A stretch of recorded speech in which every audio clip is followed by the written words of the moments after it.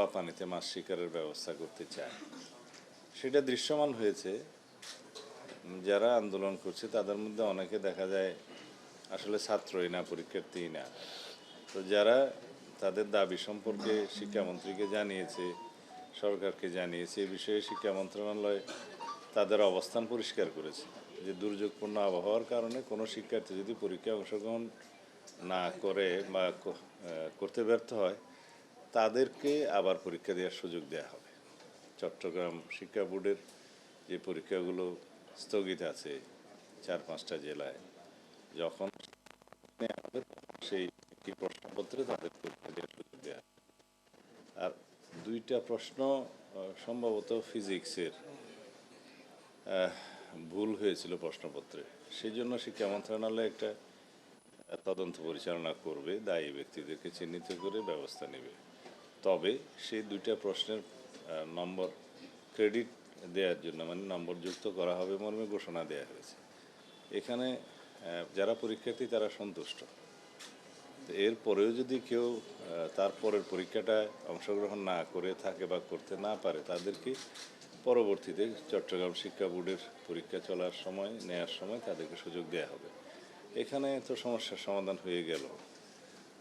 আর একটা মন্তব্যের কারণে অনেকে দুঃখ পেয়েছেন, সেটা শিক্ষামন্ত্রী সংসদে তার বক্তৃতায় দুঃখ প্রকাশ করেছেন। এ নিয়ে আর বেশি কিছু বক্তব্য তো বলার নাই।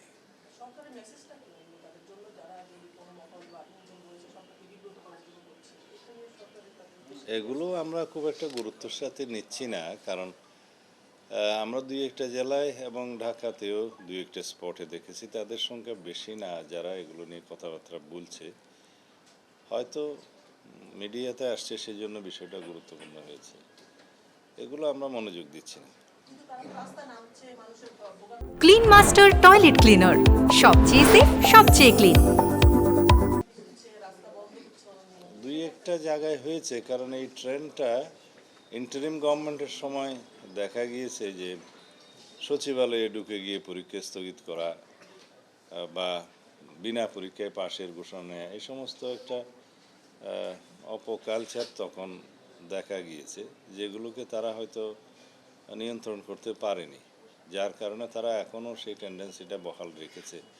তবে তাতে করে আমরা শিক্ষার মান ক্ষুণ্ণ হোক এরকম কোনো বিষয়ে আমরা অ্যালাউ করব না, কারণ আমরা নকলমুক্ত পরিবেশে পরীক্ষা নিতে চাই এবং বাংলাদেশের যে শিক্ষার মান সেটা অনেক নিচে নেমে গিয়েছিল, সেটাকে আমরা পুনরুদ্ধার করে জাতীয়ভাবে আমরা একটা শিক্ষিত শক্তিশালী জাতি গঠন করতে চাই। সবাই জানেন, আপনারা কোনো দেশের শিক্ষা ব্যবস্থা যদি ধ্বংসপ্রাপ্ত হয় সেই জাতির কোনো ভবিষ্যৎ নাই। তো যেটা আমরা আগে লক্ষ্য করেছি যে ঢালাওভাবে গোল্ডেন জিপিএ 5 নাকি ইত্যাদি ঢালাওভাবে অটো পাস, তারপরে পরীক্ষার নম্বর বাড়িয়ে দেওয়া ইত্যাদির প্রচলন আওয়ামী ফ্যাসিবাদের সময় একটা অপকালচার সৃষ্টি হয়ে গেছিল। তো তাতে করে আমাদের শিক্ষার মান অনেক নিচে নেমে গিয়েছে। আমরা এখন চেষ্টা করছি, কিছুদিন সময় লাগবে, কয়েক বছর সময় লাগবে, যাতে করে আমাদের সন্তানরা এই জাতির ভবিষ্যৎ, তারা যাতে প্রকৃত শিক্ষায় শিক্ষিত হতে পারে এবং একটা নলেজেবল, জ্ঞান সমৃদ্ধ, প্রযুক্তি নির্ভর এবং বিশ্বের সাথে তাল মিলিয়ে প্রতিযোগিতায় টিকতে পারে সেরকম জাতি আমাদের বিনির্মাণ করতে হবে। তো সেই বিষয়ে আমরা আপোষহীন। জুলাই আন্দোলনের সময় যে পুলিশে ছাত্রদের যে মেরেছিল সেই ছবির সাথে সম্প্রতি যে আন্দোলন হয়েছে সেখানে মিলিয়ে ফেলা হচ্ছে যে পুলিশ আবারও ছাত্রদের মেরেছে। পুলিশকে আসলে আপনাদের কি নির্দেশনা দেওয়া ছিল? না, এগুলো কিছু ডিসইনফরমেশন। প্রকৃত ঘটনা, তথ্য, ছবি, ভিডিও আপনাদের সামনে আছে। এগুলো বিভিন্ন সোশ্যাল মিডিয়াতে উত্তেজনা সৃষ্টি করার জন্য কেউ কেউ হয়তো ব্যবহার করছে। পিছনে যেই থাকুক, সামনে তো আমরা আছি।